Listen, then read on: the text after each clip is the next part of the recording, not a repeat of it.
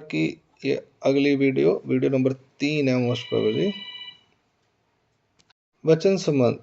इन 72 कोटि आनव विद्याओं का संचार किस आधार से होता है? देवता यह विद्या किस आधार से देती हैं? लिखो डेट पा के 28/11/23। हाँ क्या है यह 72 कोटि आनव विद्याओं का संचार किस आधार से होता है? देवता यह विद्या किस आधार से देती हैं? वचन है विषयाधार वेदों। और विषय नामक मल के आधार से इन विद्याओं का संचार देवता करती है। और विषय नामक मल के आधार से इन विद्याओं का संचार देवता करती है। विषय अर्थात 72 कोटि देवताओं के मल।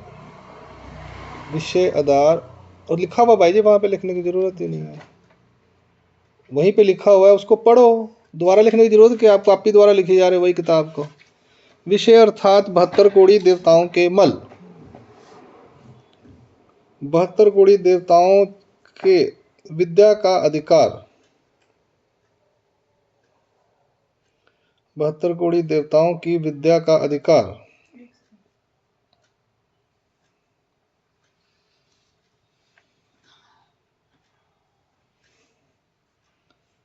विषय अर्थात 72 कोटि देवताओं के मल, 72 कोटि देवताओं की विद्या का अधिकार।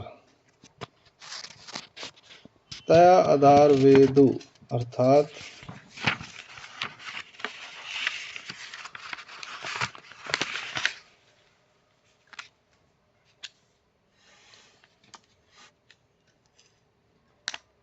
देवता की विद्या का अधिकार गड़ा हुआ हो।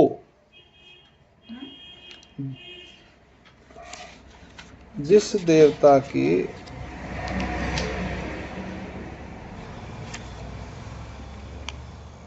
तयाधार वेदु अर्थात जिस देवता की विद्या का अधिकार गड़ा हुआ हो, उस अधिकार के आधार पर,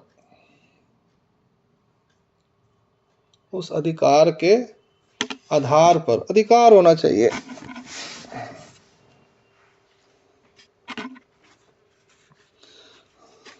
त्या अधिकार आधार, उस अधिकार के आधार पर वह उसके मल के आधार पर वह देवता विद्या का संचार करती है।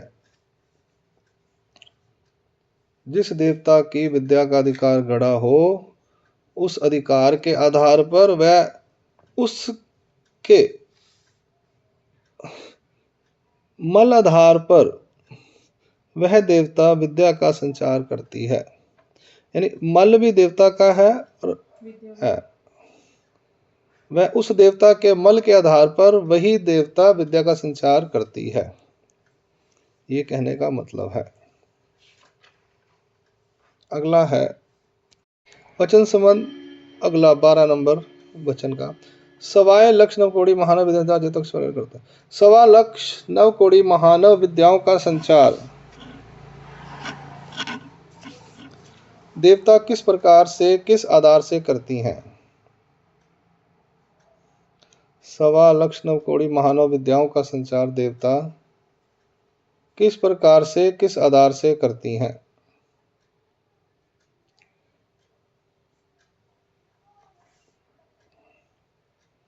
किस प्रकार से किस आधार से करती हैं?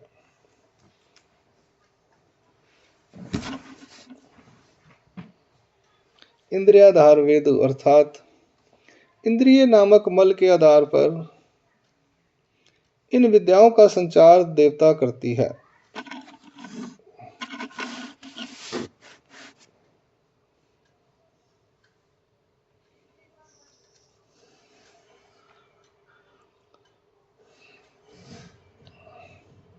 सवा लक्ष नव कोटि महानव विद्याओं का संचार देवता किस प्रकार से किस आधार से करती हैं?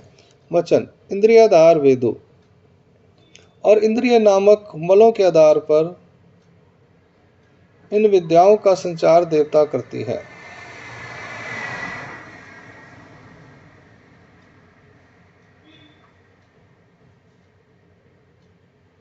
और इंद्रिय नामक मल के आधार पर इन विद्याओं का संचार देवता करती है।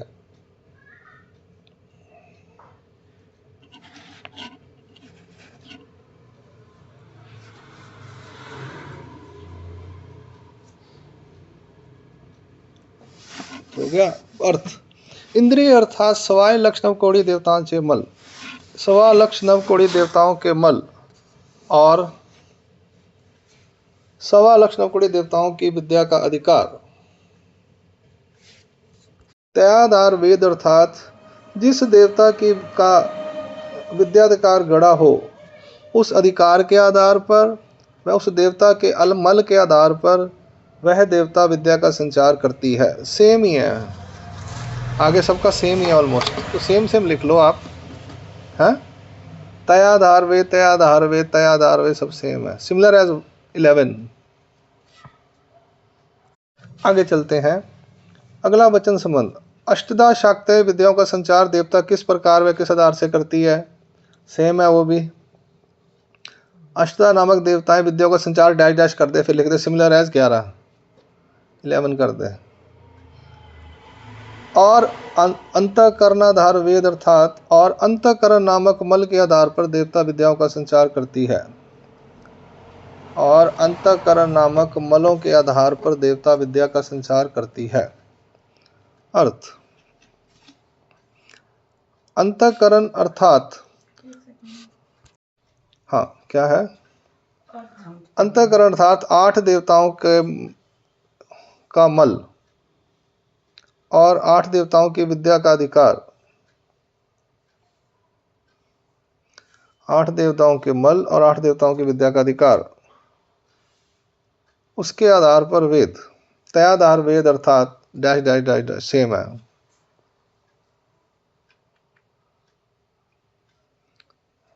हाँ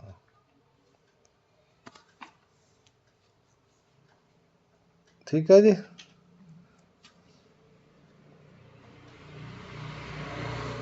बोलो अंतःकरण अर्थात 8 देवताओं के मल और 8 देवताओं की विद्या का अधिकार।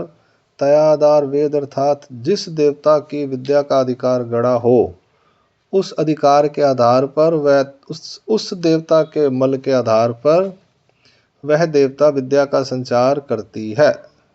Similar as 11। वचन संबंध 14। शांभव विद्या का संचार देवता किस प्रकार से करती है? यहाँ 14 और 15 इकट्ठा ही आएगा वचन है। वचन संबंध 14-15 इकट्ठा कर ले। खैर वचन संबंध लिख ले, वचन संबंध में 14-15 लिखते नहीं हम लोग। वचन संबंध। शांभव विद्या का संचार देवता किस प्रकार से करती है?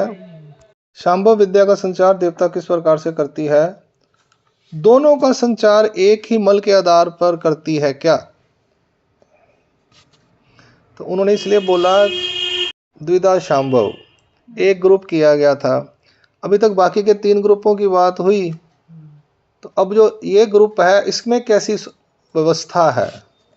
तो इसमें 2 सूत्र आ जाएंगे, इसलिए उन्होंने एक ही वचन संबंध लिया।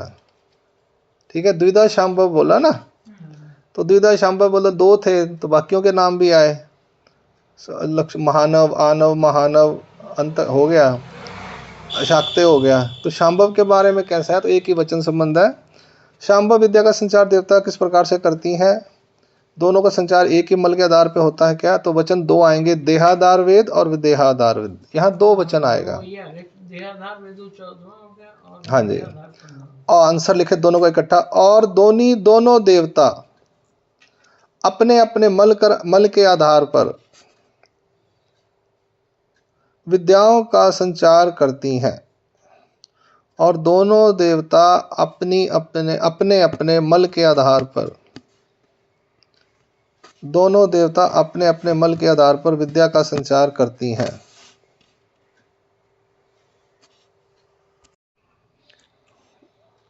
कहाँ पे है? हाँ, देहाधार वेद अर्थात विश्वरूप देवता।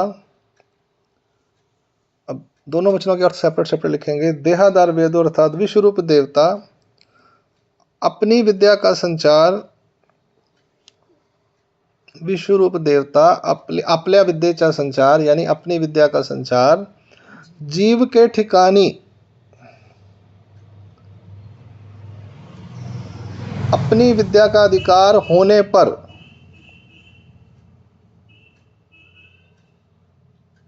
उस अधिकार के आधार पर, अधिकार होना जरूरी है, पहले अधिकार बनाओगे तो होएगा, उस अधिकार के आधार पर और अपने देह नामक मल के आधार पर करती है। बात सेम ही है, बात बिल्कुल सेम है, कोई डिफरेंस नहीं है, कहने का थोड़ा ढंग अलग है, क्योंकि पहले बहुत ज्यादा देवताएं थी, अब सिंगल सिंगल देवता हो गई है। वचन में एक देवता है इसलिए उसके लिए थोड़े शब्द अलग हो गए, पहले पूरा ग्रुप था इसलिए फर्क है शब्दों में थोड़ा सा।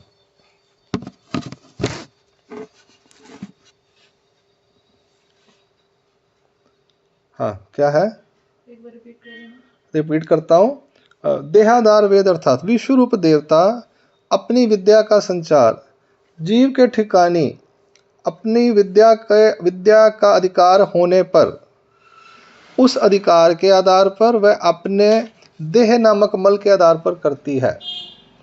विदेहाधार वेदो अर्थात आगे बदल गया वचन, माया के बारे में बता रहे हैं वो, सेकंड वचन का अर्थ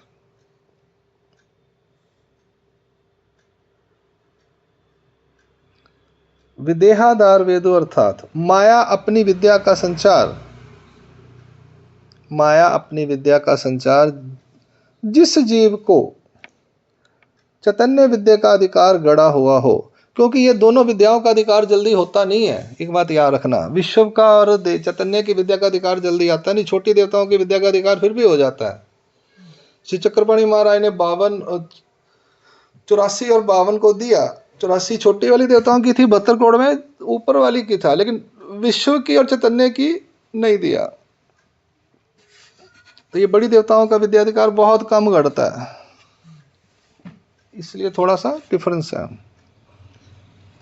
विदेहाधार वेदो अर्थात माया अपनी विद्या का संचार जिस जीव को चैतन्य विद्या का अधिकार गड़ा हुआ हो उसको अपने विदेह ब्रैकेट में आद्यमल नामक मल के आधार पर करती है।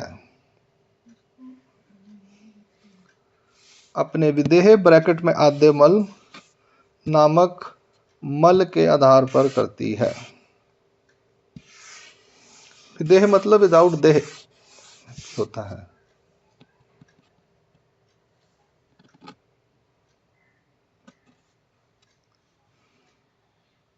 नामक मल के आधार पर करती है। अब यहाँ पे चेंज हो गया, अब आ जाएगा अगले 6 वचन है, विद्या होने के बाद उसका फल श्रुति क्या है।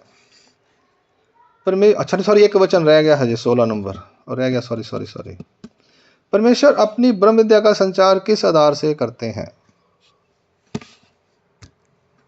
अभी 1 नंबर वचन रह गया है।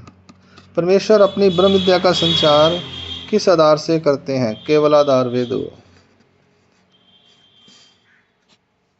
और जीव स्वरूपी घडलेल्या प्रेमाच्या अधिकाराधारे, वे केवल जीव स्वरूपाधारे करतात और जीव स्वरूप में गड़े हुए प्रेम के अधिकार के आधार पर,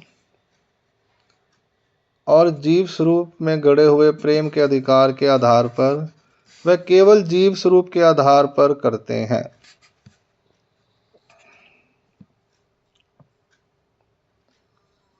और जीव स्वरूप के घड़े हुए प्रेम के अधिकार के आधार पर वे केवल जीव स्वरूप आधार पे करते हैं। यहाँ प्रेम के अधिकार लिखा हुआ है, यहाँ पर उसको प्रेम का संचार बोला है, ज्ञान का संचार नहीं बोला। देखिए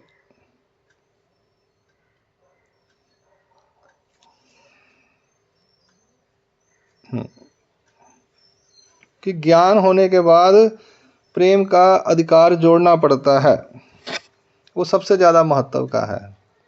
ज्ञान जो देते हैं वो तो देते ही देते हैं, पीछे आ गया परमेश्वर परमेश्वर जानीजे, तो वो हो गया ज्ञान, युग धर्म में ज्ञान आ गया। विद्या मार्ग में आ गया प्रेम। एक्चुअल में प्रेम परमेश्वर ये चाहते हैं कि जीव ज्ञान होने के बाद, जैसे हमें ब्रह्म विद्या का ज्ञान हो गया, मान लो बता ब्रह्म विद्या ज्ञान हो गया मतलब डिफरेंस पता चल गया देवता और परमेश्वर में। फिर हमें ये भी मालूम चल गया कि प्रेम चाहिए, हमें मोक्ष नहीं चाहिए, प्राप्ति चाहिए ईश्वर की, ईश्वर स्वरूप की, ब्रह्म स्वरूप की नहीं चाहिए। तो फिर हमें वो जोड़ना पड़ेगा प्रेम, उसके उपाय हैं। फिर वो स्वरूप की नहीं चाहिए, ईश्वर स्वरूप की चाहिए। हाँ जी, ब्रह्म स्वरूप में फर्क है, उदाहरण के आखिरी में आएगा, वो उदाहरण के आखिर में उसके बारे में आएगा। महावाक्य में जो आया, एक ब्रह्म हो गया, एक ईश्वर, एक परमेश्वर। केवल वचन संबंध परमेश्वर अपनी ब्रह्म विद्या का संचार किस आधार से करते हैं? केवलाधार वेद अर्थात और जीव स्वरूप में गढ़े हुए प्रेम के अधिकार के आधार पर, वे केवल जीव स्वरूप के आधार पर करते हैं। लिख लिया? केवल अर्थात जीव स्वरूप में बना हुआ, जीव स्वरूप में बना हुआ प्रेम का अधिकार और शुद्ध जीव स्वरूप में बना हुआ प्रेम का अधिकार और शुद्ध जीव स्वरूप तया आधार अर्थात उसके आधार से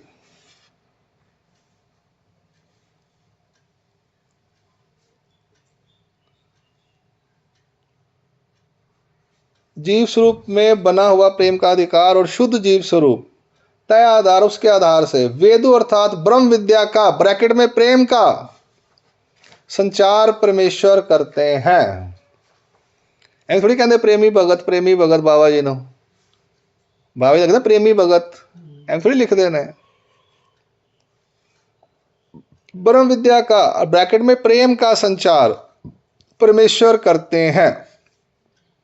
ठीक है जी, यहाँ पर ये तीसरी वीडियो सर्वला खत्म होता है। अब इसके बाद संचार होने के बाद उसका रिजल्ट क्या है, फल श्रुति क्या है, वो आएगा 18, 19, 20, 21, 22 वचनों में।